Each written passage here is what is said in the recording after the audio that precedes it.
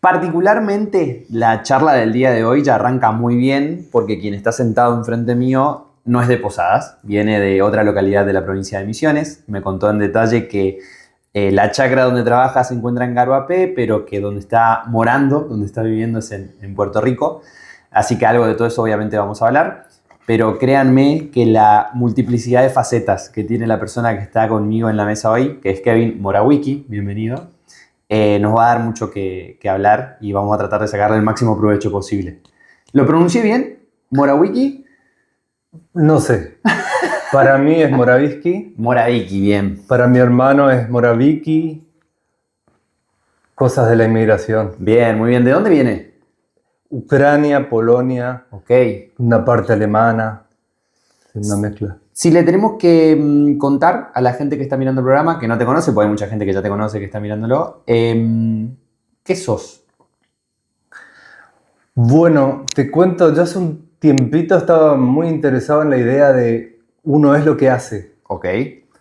Eso me resolvió un poco esa pregunta que vos hacés y creo que mucha gente se hace. Hoy por hoy le presto un poquito más atención al ser, qué es lo que uno está siendo, y creo que como muchísima gente en la actualidad, uno es una serie de cosas, una serie de actividades, tratando de pilotear una batería de información y tratando de sobrevivir en términos económicos. Te puedo contar lo que me gustaría hacer. Bien, me encanta. ¿Qué? Me gustaría, por este tiempo, ser un productor. Sí. Un productor primario, un productor cultural, básicamente. Y eso implica poder consolidar el proyecto de Puerto Canoas, que es la producción agrícola, consolidar el proyecto de la Casa de Colores, que es la parte de servicios turísticos y espectáculos, y es el lugar del proyecto donde se junta lo productivo. De hecho, está al lado del Parral, que estamos arreglando la Casa de Colores. Eso en Garoapé. Eso en Garoapé. Sí. Mi micromundo son esas 10 hectáreas que están ahí en la desembocadura Bien. del Garoapé. Y ahí la literatura, si bien he hecho cosas y algunas cosas he publicado, una vieja deuda que siento conmigo mismo. Dicen que las cosas llegan cuando tienen que llegar, que es la escritura de una novela. Bien. La primera parte está publicada online y estoy tratando de que no se me vaya el tiempo en otras cosas, en otras piloteadas, para poder sacar eso, que si no le meto pata, no va a salir. Sos, entre otras cosas, licenciado en comunicación. Sí. Y vaya que nos das muestra de eso cuando me decís ser productor y lo acompañás de cualquier rama. Productor cultural, productor, sé también que sos musical, productor literario también lo sos, sí. Y productor en la chacra. Sí. O sea, encontramos ahí un hilo, un punto en común. Pero te cuento lo que me pasó a mí con la carrera en comunicación. Sí. Cuando yo era más chico quería estudiar periodismo por la cuestión de la escritura. Ajá. Pero cuando llegué a la universidad me encontré con las ciencias sociales y me rompió la cabeza, para bien y para mal, tal vez. Sí. Los estudios semióticos, la historia, El lenguaje, tal cual. Y bueno, y eso cambió un poco el rumbo de lo que yo estaba buscando y me empezó a parecer me alejé, si se quiere, un poco de lo periodístico. De todas formas, hicimos la producción de una revista en todos esos años, desde La Plata, desde Córdoba, desde Buenos Aires, anclado en Puerto Rico, que fue la revista Cocú, con la exposición artística Alterarte, que hasta el día de hoy mucha gente O sea, la producción de eventos viene desde ahí, pero... ¿Qué era una agenda cultural o qué era? Era una revista, sí, de producción, de publicación de pensamiento juvenil. Bien. Cosas. Algo que no tenía lugar en ningún lugar. No, porque era después del 2001. Ah, encima. O sea, sí, en 2000, diciembre de 2001 sale Alterarte 1. Me está cargando. Sí. Y la Cocu 3 ahí. Sí, era una época. La historia igual es cíclica. Sí. Se está poniendo interesante. Sí, se pone En interesante. ese sentido. nadie quiere un 2001, pero es cíclico y el fenómeno es interesante en ese sentido, estamos de acuerdo. Y cada 20 y pico años Argentina atraviesa una crisis estructural. Sí, sí, sí. Y, de hecho, vamos 40 años de democracia y justamente... Sí. Y ahora hay como un revival de ese tipo de discusiones, del lugar de la juventud, de lo difícil que es ser joven, pero pregúntenle a los que fueron jóvenes en los años cero. Digo, a mí me costó también, pero yo tuve la posibilidad de ir a estudiar, por ejemplo. En esa época un montón de jóvenes, no había muchas opciones y estaba... ¿Dónde estabas el 19 y 20 de diciembre? No, ya habíamos llegado acá. Nos comimos el piquete para la fiesta, de vuelto para terminar. Un poquito antes, en Gualeguaychú, estuvimos mucho tiempo. Ese famoso corte que sí. Yo creo que fueron 8 horas de corte total. ¿Te hubiera gustado estar? Yo creo que me daba un poco de cosa de no haber participado de un momento histórico tan fuerte, como fue la verdadera salida del menemismo, de la convertibilidad. Sí, la bisagra está ahí. Claro, si nosotros tenemos que graficar ese momento 2001 es salida al menemismo. De un esquema, digamos, monetario y cambiario y que termina a hacer explosión ahí con la corrección de la devaluación después en 2002. Pero últimamente, ahora que estoy más viejo, pienso, uno está donde tiene que estar y yo siempre participé de manifestaciones y todo, pero tal vez soy un poco pusilánime para eso, más ahora que me duele la cadera, me duele la rodilla. Sí, me gusta pensar en que puedo aportar desde otro lugar. A veces la comunicación me ha dolido porque no es fácil expresar simple algo que no es tan simple. Es decir, cómo ser simple sin ser simplistas, diría Bien, Paulo Freire. Sí, me encanta. Y bueno, y también cuando uno avanza mucho en el pensamiento, que es lo que me preocupa de mi hijo hoy, que tiene 5 años, a veces hay un desfase entre el habla es decir, el lenguaje es una producción mental. Sí, sí, sí. Es casi mística lo que pasa en la cabeza. Hay una producción de electricidad, es material y espiritual a la vez, si querés, o inmaterial a la vez. Y en algún momento ese desfasaje duele porque cuesta aportar desde la comunicación. En realidad yo creo que uno aporta desde voces que... O sea, uno es un cronista. Yo me gustaría considerarme un cronista. Un García Márquez. Yo un Martín cuento Caparrós. lo que dicen otros en realidad. Bien. Y no es tanto mi voz, sino una voz colectiva. O eso es lo que uno intenta. Eso es el cometido de la literatura, en definitiva. Dentro de los... qué cantidad de preguntas que tengo. Pero dentro de los conceptos que yo leí de tu historia, porque si vos vas a ser un cronista, yo voy a hablar de vos como historia, si me permitís. Por supuesto. Hay uno que es muy interesante que tiene que ver con la idea de contrahegemonía. Vos la planteaste, voy a citar fechas porque busqué material, en 2017, en 2018 y después incluso de la pandemia. La pregunta que tengo para hacerte es, ¿cómo se puede plantear una contrahegemonía, eso de ir contra un establishment, contra algo marcado, contra algo global, en una época de algoritmo por todos lados? Bueno, yo planteo con mucho dolor. He planteado, ahora ya lo superé, la imposibilidad de una contrahegemonía. Hace un tiempito, 2 o 3 años, perdí un poco la noción del tiempo, en un seminario de formación teológica del cual yo formé parte por circunstancias de la vida, en El Dorado me invitaron los compañeros ahí. ¿De qué rama se puede ser? ¿Cristiana católica? Es una rama, sí, paralela. Bien. Dentro de la Iglesia Católica, en donde le van dejando también poder hacer... Fue muy masivo en un momento, junto con el encuentro de mujeres, más o menos después de la recuperación democrática. Y sí, fue muy masivo. Yo estuve coordinando el espacio juvenil. Y ahí planteaste esta idea después formé parte de la coordinación nacional. Ah, muy bien. Tal vez injustamente, no sé por qué. Y ahí planteaste la idea de la imposibilidad de la contrahegemonía. Ahora cuando me invitaron de nuevo, porque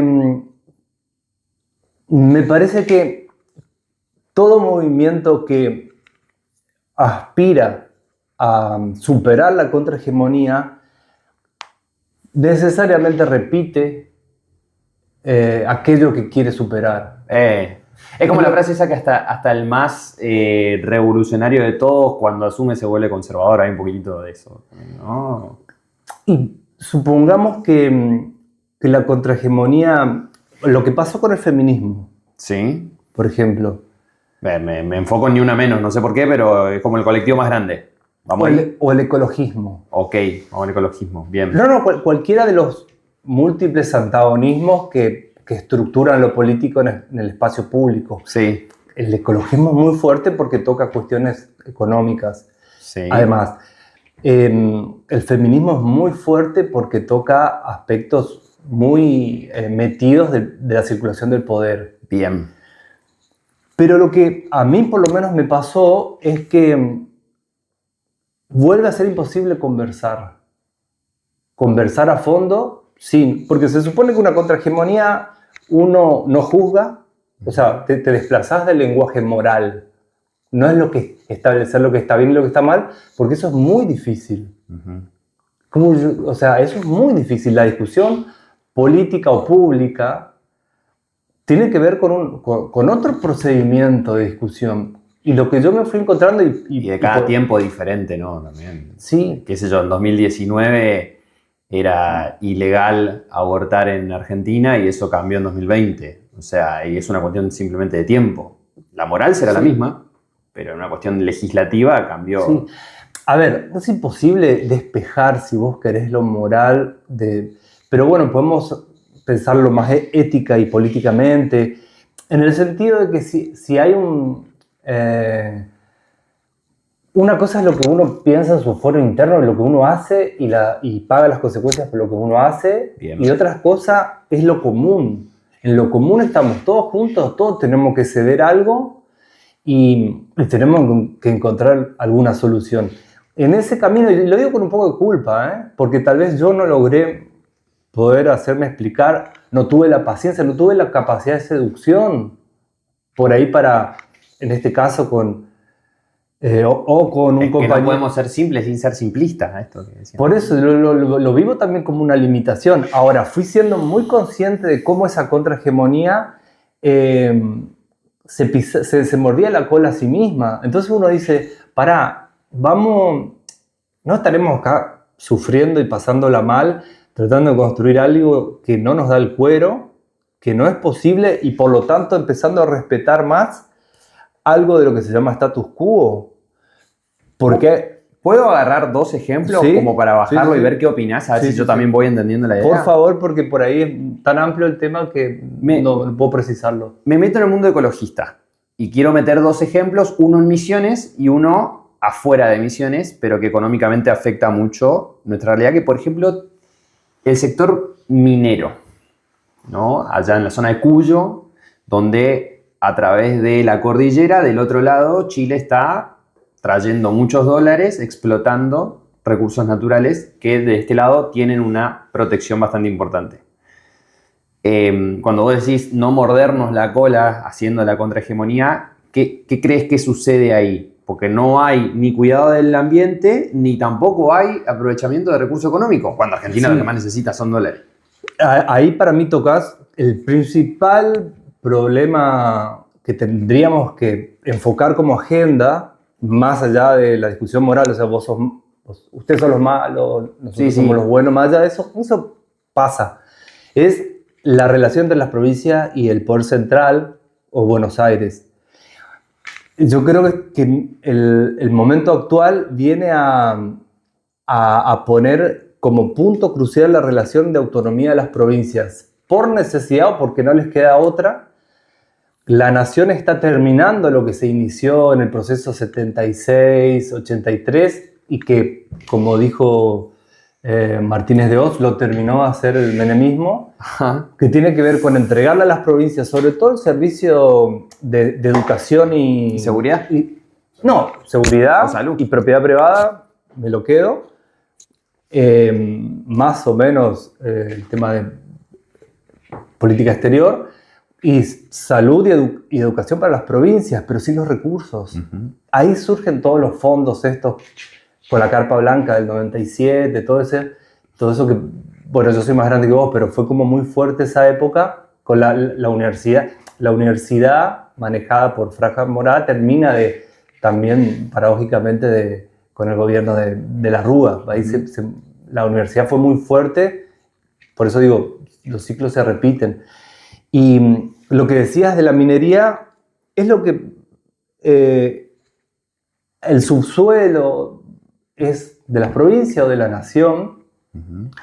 Y por otro lado, si vamos a explotar porque necesitamos el dinero, que bueno, que eso derrame un poquito, ¿no? Compartamos un poco. Y el caso de Misiones que te quiero llevar tiene que ver con un tema que está muy en boga ahí, que son los bioinsumos por un lado y los agrotóxicos por el otro. Sí. ¿Hasta dónde va el ecologismo ahí también? ¿Hasta dónde va la cuestión moral? Pero acá yo sí choco con algo que trasciende la moral, que es la evidencia también. Y no solamente la evidencia del daño que puede llegar a hacer, sino también incluso de, no sé, Bayer pagando multas millonarias en todo el mundo. Cuando vos asumís a pagar la multa hay un reconocimiento de que efectivamente estás haciendo un daño importante. Y ahí chocan intereses fuertísimos. Sí. Mucha guita. Sí. Y produce mucho enojo. Y produce mucho enojo. Entonces, el productor tradicional no entiende algunas cosas y tal vez tiene razón en no entender, tal vez no tiene la información o no tiene la intención, pero también se produce... él tiene la responsabilidad de cuidar y de reproducir sus modos de producción. Entonces, no es tan fácil como se plantean, me parece a mí, como se lo plantean algunos sectores, no es tan fácil. Es decir, porque yo te decía que por ahí me siento un poco culpable. Esta es mi posición. Sí, no es posible la contrahegemonía, pero por ahí me siento un poco culpable en el sentido de, bueno, yo lo que siento y propongo es algo que tiene que articular los opuestos. Es decir, que tiene que cada uno tiene que ceder algo, uno se redefine en el diálogo. Si no, no es diálogo. Todos redefinimos algo de nuestra identidad. Probablemente el grado, o no sé si cero, porque el grado cero de la política por ahí tiene que ver con el monopolio de la violencia, pero como el siguiente eslabón de la política, ¿no? Articular entre opuestos. Si vamos a hablar en términos democráticos, se supone que hay varias voces y se supone que la política tiene que ser la herramienta para que esto sí, esto no, esto acordamos, esto no, esto ganamos por mayoría, esto en otro momento iremos a elecciones. Bueno, me parece que hay una deuda importantísima, ¿no? Asumir el conflicto como estructurador de lo social es un paradigma. Asumir el equilibrio natural de las relaciones sociales es otra perspectiva. Lo que yo digo es, uno tiene que reconocer los conflictos y a partir de ahí construir una cuestión dialógica. No es ni ponernos de acuerdo mágicamente porque somos buenos, también hay que defender lo propio. Y te puedo dar un ejemplo. Sí, obvio, canta. El tema de la producción de ladrillos, o sea, de cerámicos. Sí. Que se utiliza el ñaú, el barro. Y 2x3 hay líos, peleas, escándalo. Ahora más o menos se llegó a un... Pero hace un tiempo, justamente frente a Michacrita, donde desemboca el Garopé, ahí se levantó... Es muy común traer ladrillos para construir en Posadas de esa zona, por ejemplo. Sí. Por cuestión de precio, básicamente. El flete termina rindiendo más que el precio. El tema es que el ñaú está siempre en las cuencas, digamos, de los arroyos, lagunas, todo eso. Y hay nuevamente una intersección entre leyes provinciales y nacionales. Por el aprovechamiento de los recursos. Claro, porque las costas, la selva, hay zonas que están como protegidas o son de incumbencia también nacional. O por lo menos hay algo que, al igual que los impuestos, habría que reordenar en algún momento, ¿no? Eso está como la base de algunas discusiones. Y hablando justamente de la contrahegemonía, es un ejemplo que, si vos querés, me gustaría contártelo porque Sí, obvio, me encanta. sé mucho que lo quiero contar.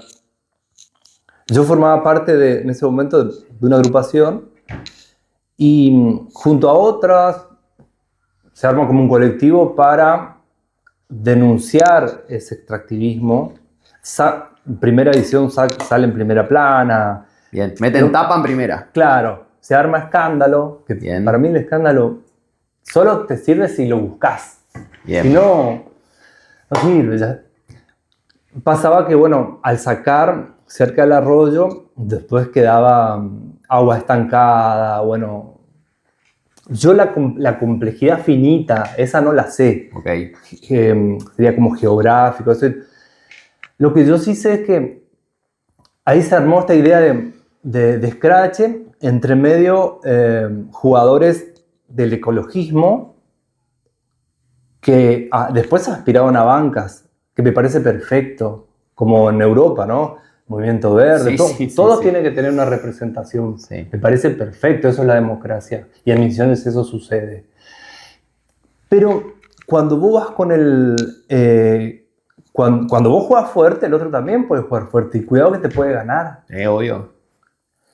Entonces, yo, como te decía, por ahí sin capacidad de seducción obviamente perdí la discusión en el sentido, bueno, se hizo lo que reuniones en la ruta. Pero el extractivismo se llevó a cabo igual, a eso. No, se formó una cámara de todos los empresarios del rubro con una posición muy sólida respecto a las historias de las familias, a cómo hay forma de resarcir.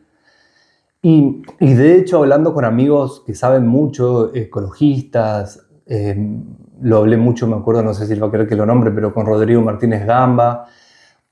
Hay un montón de modos donde un empresario, sobre todo los que tienen mucha plata, se pueden hacer corredores verdes, hay un montón de modos de compensar. Eso es lo que yo llamo una solución intermedia. Bien. Y al mismo tiempo, vos tenés stock para 20 años, sobre todo lo más grande. Y en 20 años va a haber que inventar otra cosa. Digo. Sí, en 20 años el mundo va a ser otro. La aspiración de bono de carbono no da más, o sea... Por ahí la población, la sociedad puede decir, bueno, y además ahora se está robotizando todo, entonces tampoco es tanto la cuestión del laburo. Entonces, si la minería o el extractivismo no derrama, no sé si es justo o sustentable. Parecería ser, yo me meto en tema por ahí bien concreto político, agarrar el guante si querés, si no, no hay problema. Sí. Parecería ser que este es el peor momento político como para ejercer una contrahegemonía para lograr este derrame. A ver, con todo lo malo que han hecho gobiernos anteriores a este, parecería ser que este no es el más proclive a una distribución de la riqueza. A ver, venimos de bajar retenciones y de vetar aumentos jubilados. Yo no juzgo, es una decisión política. Hay que lidiar con eso ahora. Si un tipo baja retenciones, casi a cero en algunos casos, y en otro caso no quiere aumentar a jubilados, probablemente sea muy poco exigente con la Barrick Gold para que tire unos mangos y derrame en la extracción de minería. Me parece, ¿no? Sí. En ese plan... Y en esto que decías al inicio de la charla de cómo todo es cíclico en Argentina, algo que te toca muy de cerca, es nuevamente el estado de las economías regionales en nuestro país. Y Misiones no está fuera de eso. ¿Cómo haces? ¿Qué haces? Primer punto, yo lo que diría es, 2 años está bien para echarle la culpa a los gobiernos anteriores. Existieron excesos. La otra vez escribía, los excesos fueron excesivos. O sea, hay un montón de cosas que, por lo que es. Después vemos las circunstancias, porque nada se da en el aire. Empecemos por Rivadavia, de última. Sí, la primera deuda. Hizo del país como si, lo ofreció como si era su casa, su barrio, su tierra. O sea, ahora, ¿en qué momento el gobierno nacional se empieza a hacer cargo de su propia historia? En enero, el 11 de diciembre de este año. Por eso, le podemos dar, hay que darle tiempo para ver si el paradigma teórico que Milei tiene en la cabeza puede hacer una traducción empírica, como él dice. Todos los ejemplos históricos que él da no nos sirven como ejemplos para fundamentar que eso puede llegar a pasar. En la teoría hay cosas que son súper interesantes, si uno lo ve. Un Estado ineficiente no lo queremos ninguno. Todos queremos que la cosa funcione más o menos bien. Sí, obvio. Todos queremos que la cosa funcione. Todos sabemos también que gran parte de los excesos que vos mencionás vienen de ese mundo también, ¿no? Sí. De la cuestión del empleado público o de la poca eficiencia del Estado o del excesivo gasto en la licitación o en la compra de... Sabemos que viene de ahí mucho. Por más que a veces también en la gran aguja económica no muevan lo que parece mover y en realidad hay otra cuestión más social y de impacto detrás de eso. Sí, o más ideológico. O más ideológico. Pero fíjate que cada gobierno tuvo mucho exceso anterior. Sí. Nosotros fuimos la generación que fuimos muy críticos con Menem, con la cultura menemista sobre todo. Que esa es la que volvió. Sí, esperemos que haya vuelto mejor, escribí yo, o peor, no sé. Mejor o peor, no sé en qué sentido. Se supone con el déficit fiscal y eso, pero el problema, bueno, te regalo ser Menem. Con la hiper, Menem le estalla otra hiper y le encuentran la vuelta con el 1-1 en el 91. Alfonsín, te regalo con... O sea, tenés que juzgar a los militares, que el Estado sí que era grande ahí. Y bueno, y antes... el tipo que entrega antes del mandato, llama a elecciones antes y entrega antes. Por eso. Entonces, el kirchnerismo, si bien todos sabemos que el trabajo más sucio lo hizo Duval, lo que sé yo, no había nada. No había nada, escuelas, el sistema científico, rutas, no había nada. También es cierto que ahí, corregime si no pensás igual, pero también, sin lugar a duda, una habilidad muy grande en ese momento de Néstor, y por ahí de quienes lo acompañaban, pero de Néstor principalmente, también en política, saber utilizar a tu favor el margen de maniobra. Cuando agarrás tierra arrasada, tenés margen para hacer... Totalmente. Cualquier cosa. Por eso solamente un tipo... Claro, exactamente. Por eso solamente un tipo como Néstor, que sacó 20 puntos, pudo haber construido lo que construyó. Porque aprovechó a su favor un viento de cola también interesante, como fue el boom de las commodities, pero aprovechó a su favor que era tierra arrasada. Que vino un tipo que dijo no se paga la deuda, que fue Rodríguez Sá, y vino otro que dijo el que puso dólares depositó dólares y no pasó. El que depositó dólares depositó dólares y no pasó. Y es lo que pasa hoy, ¿no? Parecería ser que hay una tierra también que está muy vacía. Sí. Y hay un margen de maniobra, pero el margen de maniobra político parecería ser, y esto me interesa tu visión, porque es lenguaje. Esta entrevista saldrá en días de agosto, pero hace muy poquito tuvimos cadena nacional donde el mismo presidente, antes de la cadena nacional, dijo voy a dejar de insultar un poco, o sea, reconoce. Esa tierra arrasada no es solamente política y social, sino que también es margen de maniobra cultural muy grande. Margen de maniobra a la hora de insultar, a la hora de... Sí. Está muy estudiado, es una ingeniería social muy finita. Ellos saben cada cosa que dicen. En el corto plazo es el mejor negocio que puedes hacer. Ahora, a la larga, la inflación no la resolvés sin acuerdos políticos de todos los sectores, lo sabemos.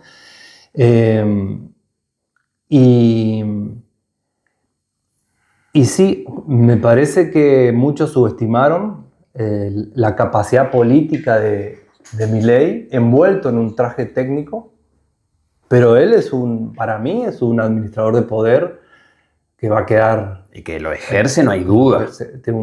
De que lo ejerce, no hay duda. Y ahí sí es una contraposición muy grande a lo que era Alberto. Un tipo que tuvo todo a disposición y lo que menos hizo fue ejercerlo, digamos, ¿no? Sí. O lo ejerció mal. Sí, y además, vos fíjate que en el caso que decías de Néstor, él hace rápidamente dos movimientos después de asumir. Balestrini con La Matanza, o sea, con Urbano, y derechos humanos. Y batalla cultural con derechos humanos. Claro, ¿qué nos falta para hegemonía? Sumar a la izquierda, al progresismo. ¿Qué quiere el progresismo? Derechos humanos. Vamos a darle derechos humanos. De todas formas, yo quiero decir algo, que seguro estás de acuerdo. En la política se da todo junto muchas veces. La convicción con la conveniencia. Sí, es obvio. como el amor y las ganas de hacer el amor. Sí. Por no decirlo otra cosa. Se da todo junto muchas veces. Entonces, porque si no uno dice, no, pero le conviene. Por dinero, obviamente que el dinero importa, pero es una cuestión de poder. Y de rellenar espacios vacíos, ¿no? De ir a ejercer el poder donde falta ejercicio de eso. Poder hacer, porque poder parece muy abstracto. Poder hacer ruta, poder manejar un grupo de gente. Uno a veces no puede manejar el consorcio porque nos peleamos todo. Imagínate lo que tenés que hacer para que la gente te responda, porque si tu equipo no te responde, no sos eficaz. Entonces, eso es el poder de última. Poder hacer. Por eso yo también admiro, en estos años que soy en la chacra, admiro, Metele y te hago una pregunta. No, también admiro a muchos empresarios que tienen una capacidad de organización logística que yo miro así. Y yo estoy ahí con la tarjeta que financio el combustible, que lo tengo, un jugadorazo a Gabriel, que tengo, cómo le pago. Y bueno, obviamente hay distintos rubros y distintos números, ¿no? Obvio. Pero esa parte yo la admiro profundamente. Después tengo muchas diferencias porque tampoco se puede discutir o hablar sin ponerse colorado ni enojado acerca de lo que es y lo que no es. Sí, por ejemplo, la Cámara de Comercio no tiene nada que decir respecto de la caída de las ventas. ¿De Posadas, por ejemplo? ¿O a qué te referís? En general, yo te digo en general, pero a mí me llama muchísimo la atención. Porque si no seguimos ahorrando Yo tengo una cuestión con la Cámara de Posadas, por ejemplo, que muy macro, ¿no? Después, en algún momento la especificaré. Quiero que venga alguien de la Cámara también acá. Tengo muy buena onda con muchos. Con Amores del presidente, por ejemplo, con otros miembros también. Pero lo que me pasa es que ellos parecería ser que los peores momentos que atraviesan es justo con las gestiones que ellos más apoyan. Hay algo ahí que yo nunca termino de comprender. Pero hay una palabra que es clave acá, que es ideología. Como dice Mario Riorda, las ideologías también existen. Me parece que juega un papel muy fuerte eso también. Pero parecería ser que... ¿Por qué? Porque en los fenómenos que suelen apoyar generalmente los comerciantes o empresarios es cuando nuestro dólar se encuentra más debilitado y empieza a ascender nuevamente Paraguay, nos queda barato Brasil, y las plazas y el centro de Posadas se vacía. Bueno, después vuelven otros gobiernos que hacen un poquito otro tipo de distribución económica. Bueno, ahí sí nos queda caro Paraguay y Brasil, consumimos local. Bueno, me pasa mucho esa cuestión particularmente con la Cámara de Comercio, Confederación Económica Misiones. ¿No te parece que no se entiende la diferencia entre ciudadano y dirigente? Porque como privado y como ciudadano, puedo hacer lo que quiera, decir lo que quiera, en la medida que me haga cargo. Sí, obvio. Ahora, si vos sos dirigente de un gremio, porque es una gremiación, sí, un gremio. O sea, tenés que hacer lo mejor para la gente que vos representás, que son comerciantes, que está complicado mismo, digamos, ¿no? Y uno no ve la distinción. Uno ve la distinción entre el ciudadano ideológico y el dirigente. Por eso la formación de dirigentes es tan importante. Y la reivindicación de la política. Con todos los errores que quiera y que tienen que ser mencionados, hay cosas que tienen que solucionarse, pero eso de la antipolítica está bien. A Milei le sirvió, pero porque estuvo muy bien hecho. Se necesitaba un outsider para llegar a este momento. Parecería ser que tan bien hecho que hasta entendían la dinámica de que al día de hoy es muy escasa la participación, es muy grande el desinterés. Es muy difícil hacer política hoy. ¿Política o arte o producción cultural? O sea, ¿cómo hacer para que la gente te dé bola?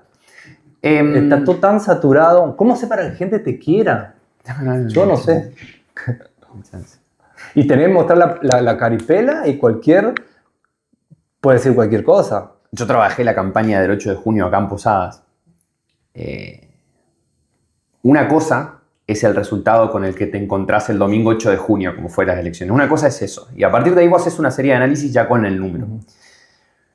Pero en el durante la campaña, yo recuerdo campañas anteriores, más duro el bolsillo, más bien, más boom económico, te puteaban o te abrían la puerta. Que te puteen significa que hay un poquitito todavía de creer en la política, pero en ese que te puteo, no. Que venga otro. La campaña del 8 de junio no te abrían la puerta. No había ganas ni de putearte. No, realmente es un análisis sociológico que hoy estamos en una foto y hay que ver una película, pero es tremendo.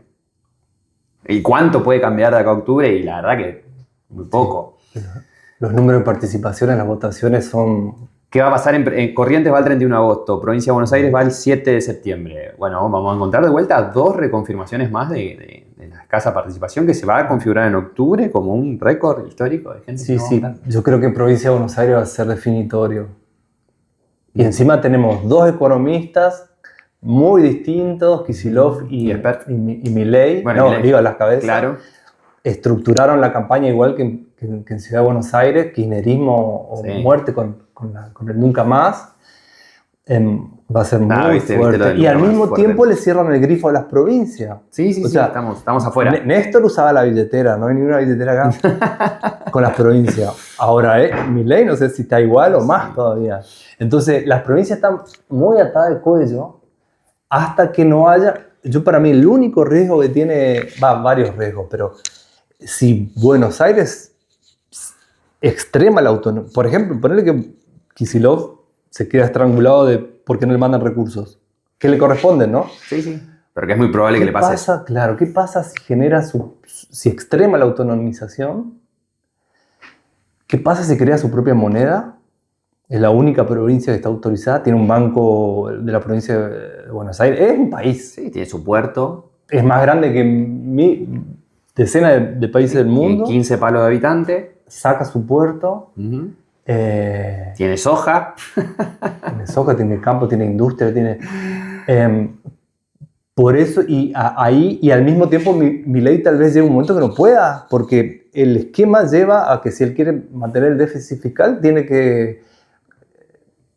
Él hace unas cuentas medio raras, no sé si la gente por ahí le va a interesar tanto eso, ¿no? Pero hace cuentas medio raras para presentar un déficit. Sí, estoy de acuerdo. O sea, el año que viene no sé qué va a pasar. Hay historias muy interesantes, como por ejemplo, Mauricio Macri no se presenta a elecciones en 2011, pero sí va en 2015 y gana. Yo conozco gente de su entorno que cuando Cristina gana con el 54% de los votos en 2011, asume el 10 de diciembre, reasume porque ella ya era presidenta, en enero y febrero de 2012, una banda de pibes entre 5 y 10 empezaron a salir de Buenos Aires a diferentes provincias. Para mí es admirable, con todas las críticas que yo tengo a Macri, la idea de que frente a ese escenario de una Cristina aplastante, recién fallecido Néstor Kirchner, viuda, unos tipos dijeron, che, pará, ella ya no puede ser reelecta, vamos a empezar a construir. Se produjo poder. Cuando pasa la pandemia, se empieza a gestar en departamentos de Buenos Aires. Hay frases de consultores políticos muy interesantes que creo que fue Semán, que también es sociólogo, dijo esto: ¿qué se estará cocinando en esos departamentos encerrados en Buenos Aires durante la pandemia? Bueno, ahí está el resultado. Pero hay también una creencia, en este caso son pibes que son, perdón el concepto, ¿no? Son más manijas, porque eran los Marra, los Caputo, los Lugones, que vieron en Javier Milei en 2021 un tipo que podía ser presidente. Y claro, salía de esa mesa a la charla y cualquier persona en sano juicio le iba a decir que era una locura. Se produjo poder y hoy está presente. ¿Crees que el poder se produce yendo a tu rol de productor? ¿Y crees que se está produciendo algo hoy de cara a 2027 o a 2031? Porque cambió el contexto de una manera brutal. Yo lo que creo que se producen las condiciones de reproducción de este poder. Yo creo que Milei tiene muchas chances de reelegir, aunque en Argentina todo puede pasar, y sobre todo si se extreman todos estos conflictos o contradicciones que es lo más probable. Y por eso te hablé de Kicillof, quizás para el 31, ¿no? Pero si no hay algún tipo de cimbronazo muy fuerte... Qué difícil para Axel porque 2027 ya no puede ser más gobernador de la Por eso, sería que encima tiene que lidiar con Cristina, que ahí no se sabe bien qué pasa. Pero a partir de lo que vos decís, es pensando cuando no haya reelección. ¿Qué es? Pero una cosita, hay muchas cosas que me preocupan de este cagarse me quedo de risa. tranquilo que no soy el único que está preocupado por muchas cosas. Este cagarse de risa de todo, hacemos trampa con inteligencia artificial a Macri, Sí. lo hacemos decir justamente lo que necesitamos. Trampa, Una pero semana antes de las elecciones. no, el mismo sábado. El mismo sábado, a la es hora, verdad, en planificada plena veda, a la en plena hora, veda. apuntada a la gente que por ahí no tiene tan afinada la vista, que no se da cuenta la diferencia que era. Y toda la campaña de Ciudad de Buenos Aires fue nosotros el kirchnerismo. Entonces, y después en una de estos pibes de Carajo y de Caputo, cagándose de risa. Es decir, cambió todo tanto, donde dicen, che, el que hay que agradecerle a Mauricio Macri, la verdad que estuvo muy bien. Sí. Y había absorbido completamente el PRO dentro de la libertad trans. Lo mataron. Esa bandera que decías del nunca más, que es jugar muy fuerte, ya están todos los candidatos del PRO con remera lila. A Mauricio había que matarlo y lo mataron. Porque además, lo último que te digo de esto, con muchísima... A veces hasta me embronco, obviamente, me da bronca, pero ellos quedan en una jugarreta que hace Durán Barba. Ellos eran como más los colaboradores. Sí. Terminan pagando el pato de una judicialización que surge en una campaña de Capital Federal porque hacían encuestas tramposas. Sabía que el papá de este... Claro, buscaban instalar temas que... Claro, o sea, la encuesta era un sistema de información súper refinado. Sí. Y bueno, ellos pagan ese pato y se quedan con cierto rencor. O sea, entre ese rencor hacia Macri, sobre todo a Marcos Peña. Sí, Santiago Caputo, Lugones, todos parte del equipo de Durán Barba en aquel entonces. Claro, ahí y ese rencor y esa capacidad, porque capacidad intelectual más el rencor de Milei y esa capacidad más el respaldo de algunos empresarios, cerró. Sí, un cóctel perfecto. Te voy a preguntar sobre producción, ya que tiene que ver con alimentos, con el agro, pero también te voy a llevar un poquitito de política local, porque hay 2 o 3 producciones de emisiones que están en tapa de diarios, en medios nacionales y de lo que también quiero conversar con vos. ¿Qué es una chacra multiproductiva? Es un espacio donde generalmente no muy extenso, donde... Misiones se caracteriza por eso, ¿no? Perdón la interrupción. Claro, Muchos pequeños fundistas, o sea, no hay latifundios. Sí, en Corrientes o en La Pampa uno tiene 2.000, 3.000 hectáreas y bueno, por ahí pones ganado y ya está. El relieve, el tipo de suelo. En Misiones muchas chacras pequeñas. Claro. Para darle contexto a la gente también. Perfecto. Entonces se apuesta a distintas producciones más intensivas, más cortas, mezcladas, buscando una versatilidad en la producción y en la venta que por ahí lo que es mandioca, hierba, teo, forestación, necesitas más cantidad de tierra y más máquinas, más inversión. Bien, ¿qué alimentos sacas de la chacra? Vos, Kevin. Sí. La parte de pollo, parte de carne, todo en baja escala, Bien. Pollo, que hay todo un problema con la carne, es decir, cómo alimentás, en qué condiciones y cómo carneás. Es decir, qué pasa, cómo el sacrificio del animal. Algo de hortícola, de huerta, siempre digo que nuestra huerta es siempre iniciática, porque es una chacrita en sí mismo. Sembrar, La cosecha, embolsado y venta ya es un montón. Claro, ya es un montón. Y los números son muy finitos. Salvo que puedas venderlo como algo sano.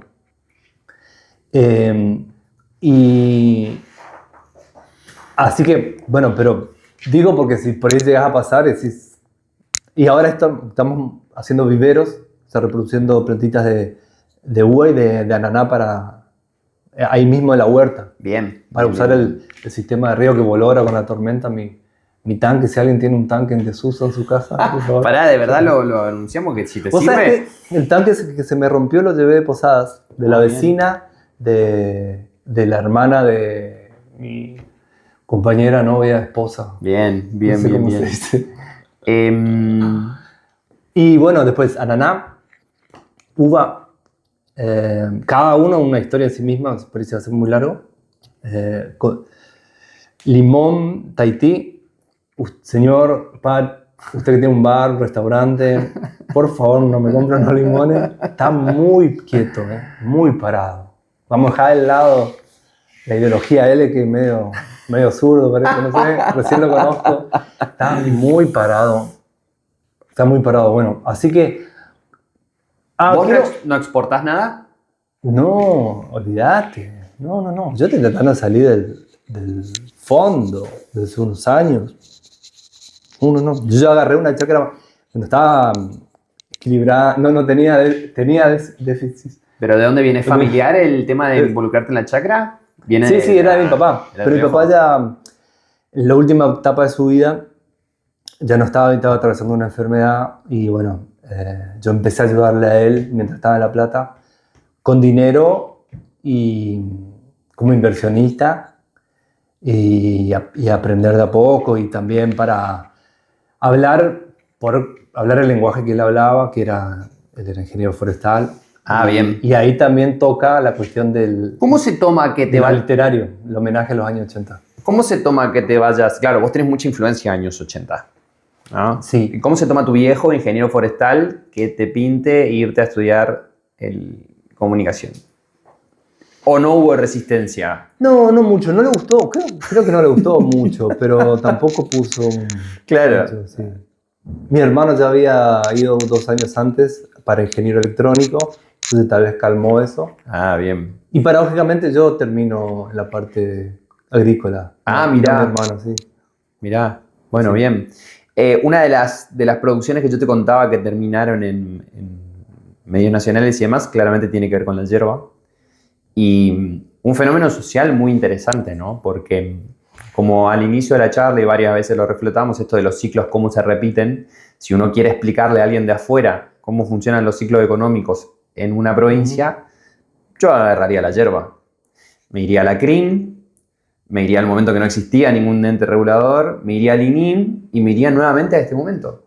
Es estudiar la historia de Misiones, por lo menos reciente, por lo menos contemporánea, a través de un producto que es la yerba. Como productor te pregunto, ¿qué crees que es lo que sucede? Porque mi ley de campaña no dice que va a romper el INIM, dice que va a romper todo.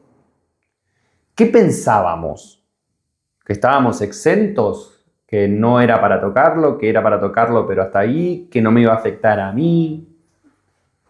Yo no entiendo por qué no se supo que iba a pasar esto. Yo no lo entiendo. Yo lo que por ahí te puedo decir respecto a la yerba, que en esta terraconto que haces... y corregime si... Yo creo que el dato fuerte es el comercio exterior. Okay. Lo que cambia en los últimos años. En los 90 se abandonaron, no solo por el... Es decir, la cuestión cambiaria. Si vos tenés un peso muy apreciado, eso desalienta la exportación. Ajá. Pero al mismo tiempo hubo una difusión del mate como práctica cultural en muchos países. Messi en la selección con... y eso movió muchísimo el amperímetro. Digamos, esas son las...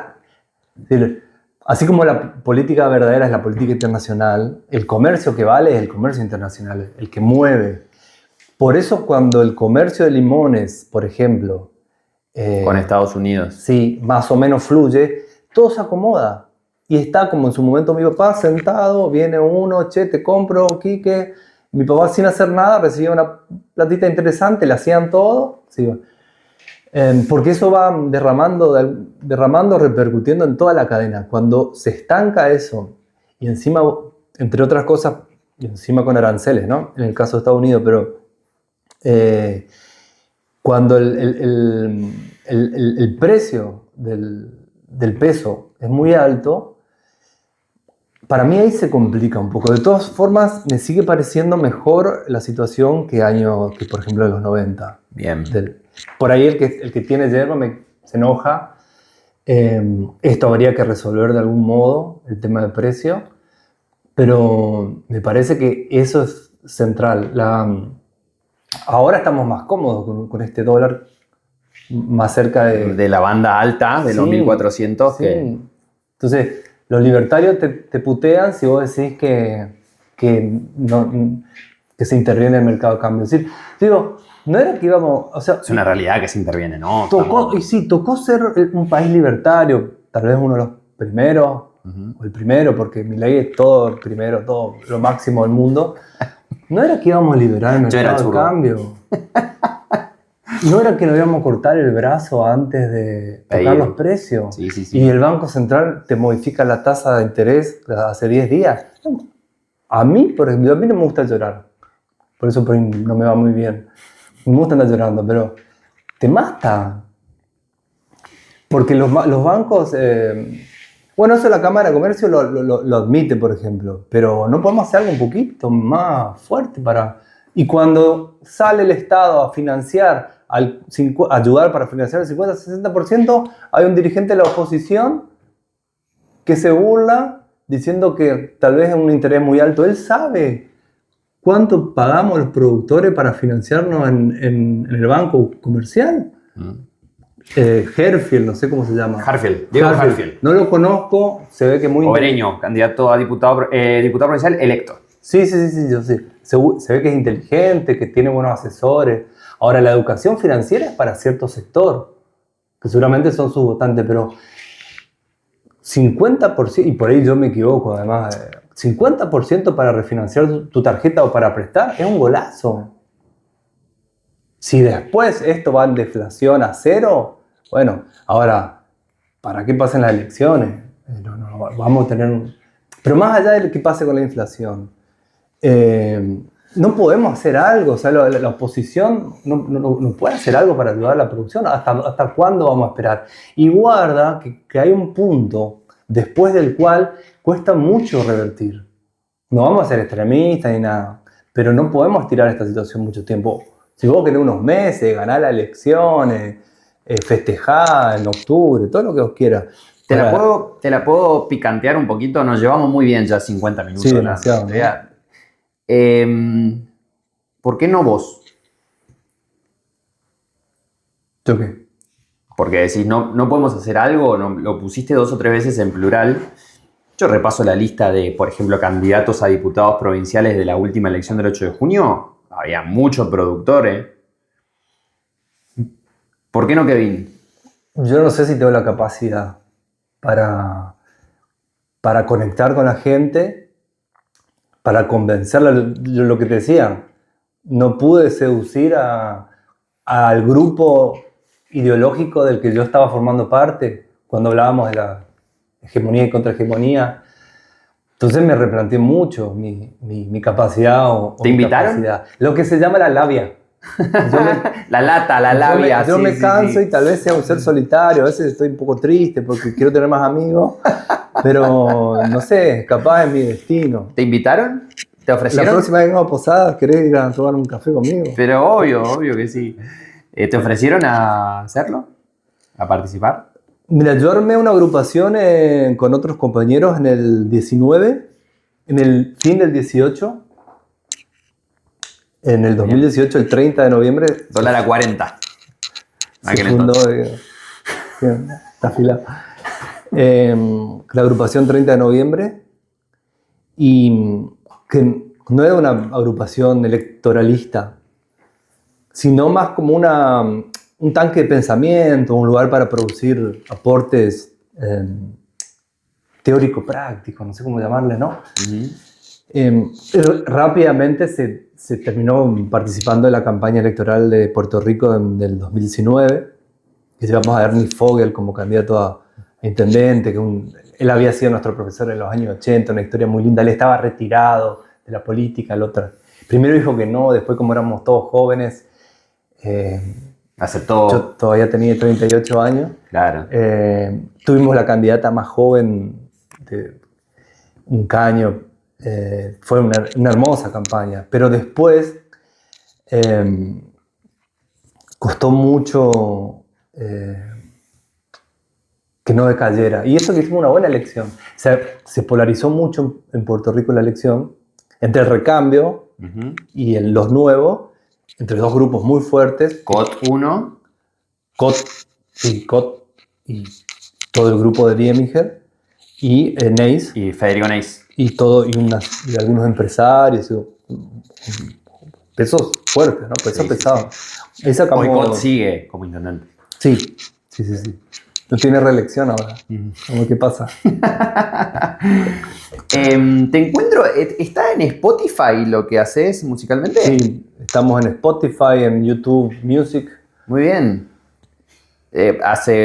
Parece que hicimos, sí, nos reímos acá detrás de cámara porque nos fuimos de un lado al otro. ¿Cómo se da esto de la música? ¿Qué haces desde la música? ¿Qué tocas? Yo inventé un multilenguaje, hablando de multi. ¿Vieron el refrán, el que mucho abarca, poco aprieta? Vos sabés que es gracioso, pero me pienso mucho. Creo que mi error y mi acierto ha sido apostar a varias cosas a la vez, al mismo tiempo. Yo empecé a animarme a crear una obra que se llama Demasiado cerca del sol, que me permitiera sostener lo que me iba pasando. La enfermedad y muerte de mi papá. ¿Es un poco la referencia a Ícaro, esto de Demasiado cerca del sol? Sí. Ah, mirá.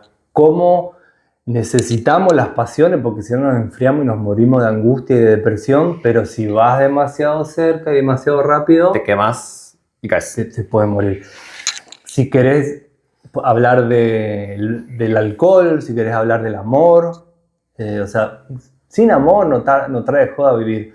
Ahora, un amor tumultuoso, sí, capaz mejor estar solo y tranquilo, digamos. Entonces, la idea del sobrevuelo, el track 9 del disco, es un disco que tiene lado A y lado B. Ah, muy bien. Porque es un homenaje a los años 80. Bien. Porque en los 80... Esto del lado viene de los cassettes, ¿no? Por eso. Ahí va. Yo nací en 1980. Y con la Virome. Con la Virome. Bien. Y también me permitió ordenar lo que me había pasado recientemente, justamente con algunos de estos temas. Obviamente la cuestión del padre, ¿no? en el nombre del padre, pero también porque uno todo el rato quiere conectar con otro. El arte, y tal vez la política también, es una disciplina que te permite ir hacia vos para contactarte con el otro, paradójicamente. Uh-huh. O sea, no estás...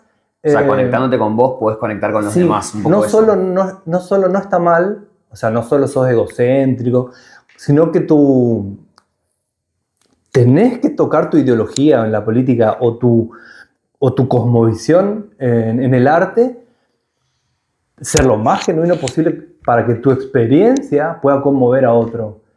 Y esa producción del lenguaje me permitió pilotear un montón de cosas medio desajustadas que quedaron en mi familia, un poco feas. Y también lo que fue venir de La Plata a volver a vivir en Misiones. Salir de la universidad, del salario, seguro. Algún jefe de cátedra que quiera... Yo fui secretario académico de una maestría. No, hasta ahora no me dieron bola. La provincia sí, me dio bola, agradezco. Así que colaboro en la parte educativa cuando puedo. Cuando se puede, todo lo que yo produje con gente importante, todo el libro que salió en Colombia, que se editó, todo está para Misiones. Todo lo que yo hice en la universidad pública, y porque me crucé con gente muy valiosa. Bueno, todo eso está a disposición de... Pasa que es re feo, iba a decir, pero sí, es difícil para mí decir esto vale. ¿Qué vale hoy? ¿Vale los limones que tengo ahí en el auto? ¿Vale el conocimiento que tenés? ¿Vale la experticia? ¿Qué vale? Ahora que la verdad que Milei me interpeló bastante pues yo ya venía viendo que todo es una cuestión bastante de precio. Es decir, entendí la importancia del precio al trabajar en la chacra. Antes no lo entendía, Perdón. o lo entendía de modo abstracto. Lo pongo en motes. Estoy paseando demasiado, ¿no? No, me encanta. Volvemos a demasiado cerca del sol. Sí. Me encanta lo que estoy disfrutando de esta charla. Pero lo quiero poner si tengo una switchera, lo quiero llevar a un punto más filosófico todavía. Yo no sé si lo que entendés es el precio, sino que lo que se comprende es el valor de las cosas, ¿no? A fin de cuentas es eso. ¿Cuánto vale ya no únicamente la semilla, el cuidado, las herramientas, sino también el tiempo que vos estás depositando ahí, que no haciendo otra cosa? Y si eso te alcanza a fin de mes para morfar y pagar las cuentas. Básicamente es el valor de todo. Lo que me gusta de tu distinción conceptual es que toca el concepto de valor toca lo subjetivo y lo objetivo. El objetivo sería un mercado de oferta-demanda. Claro. Esto vale 2 mangos, esto vale 100, esto vale 1000. En 2 meses vamos a ver qué pasa con los limones caipira. Va a valer muchísimo y somos Gardel. Pero internamente, ¿qué vale? Cuando el verdulero te dice, no está bien, y vos te rompiste. Sí. Tus manos están así. Y los insectos, y para que sea más sano. No importa, en el mercado no importa si es sano. Cantidad, precio y que la fruta luzca bien. Es el problema de la alimentación. Pasa que después, si vas a ser vegetariano, fíjate qué verdura comes, porque si no, puro químico y sí. Que ser productores responsables, que usen bien, no es que no se pueda usar. Vos, antes de cortar la lechuga, por lo menos 2 semanas antes, no tenés que poner. Y si usted sabe, señora, lo que sucede en su mesa.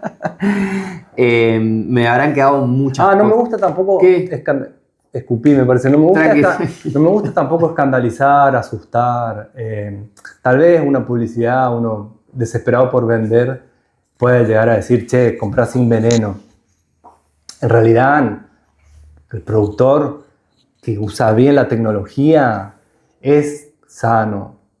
El problema es que por estrés, por miedo, o sea, vos a veces estás cerca de una cosecha y por miedo vos le mandás, le mandan productos. Y si es barato el producto, más todavía. Perder eso, me pongo en los ojos del productor, perder eso no es perder, es perder guita, es perder tiempo, es perder una cosecha que no va a ingresar. La posibilidad de reproducir las condiciones de tu trabajo, porque vos no tenés salario. Ahora, el tema sería aplicarlo bien, no más. Me estaba despidiendo y volvimos a abrir una puerta, te tengo que hacer esta pregunta. Sí. Cuando vos decís consumir libre de tóxico, libre de veneno, ¿hay un riesgo que es diferente para el productor y su familia? Porque encima tenemos estas misiones que somos minifundistas, entonces está la familia ahí atrás de la cosecha.